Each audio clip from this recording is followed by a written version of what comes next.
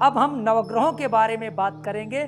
कैसे नवग्रह आपके बच्चे को भेद देते हैं, उसके मस्तिष्क को पकड़ के दबा देते हैं, जिद्दी हो जाता है, चिड़चिड़ापन हो जाता है, नहीं कुछ करता है, माता पिता से लड़ पड़ता है, स्कूल नहीं जाकर के कहीं और चला जाता है, अध्यापक से लड़के आता है। इन सब विषयों की बात करेंगे। लेकिन जैसे कि हम आपको बार बार कहते हैं, अपनी समस्या को सीधे लेके आओ इन जो नंबरों पे, हमसे सीधे आप जुड़ के बात करो। बच्चा कैसे शैतान हो जाता है, देखिए, बच्चे के जन्म के बाद नवग्रहों का प्रोसेस शुरू होता है। कहा जाता है 5 साल तक बच्चे का भाग्य उसकी मां के मुट्ठी में है।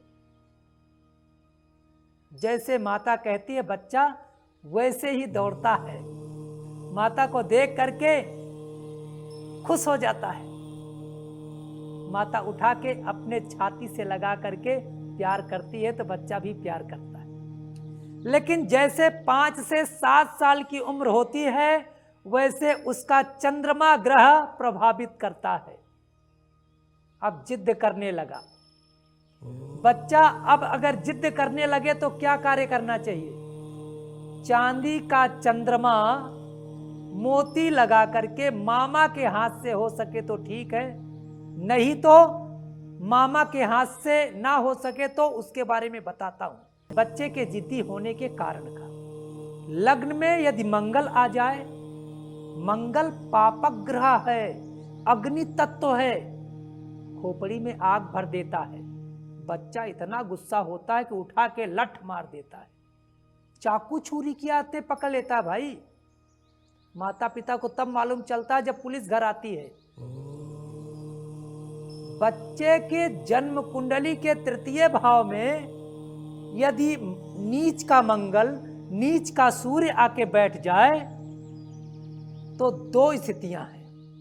या तो उसका पराक्रम इतना होगा कि राजा बन जाएगा, या तो इतना पराक्रमी होगा कि डाकू बन जाएगा।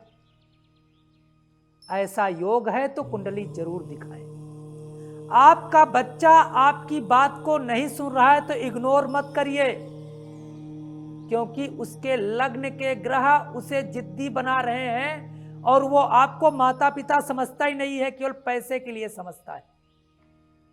कुंडली दिखाइए, बच्चों की कुंडली दिखा करके कुछ उपाय कीजिए, नहीं तो वही आपके कुल का दीपक इतना बड़ा कुल में अंधकार कर देगा कि शर्म आएगी। इसलिए संतान के प्रति कभी आप नजरअंदाज मत करिए। धर्म से, कर्म से आप उसकी रक्षा हमेशा करिए, क्योंकि वही आपका धन है। बच्चा यदि स्कूल से रोज झगड़ा करने की शिकायत आ रही है, लड़ने की शिकायत आ रही है, मारपीट करने की शिकायत आ रही है, तब भी अष्टम स्थान बच्चे का बहुत भारी हो रहा है। किसी आचार्य पुरोहित को दिखवाइए, या आप अपने बच्चे के लिए गुड़ और रोटी गाय को देना प्रारंभ कर दें। आपका बच्चा अत्यधिक सोता है, आलसी हो गया है, किसी की नहीं सुनता, अष्टम स्थान बाधित हो रहा है, उसका उपाय करें।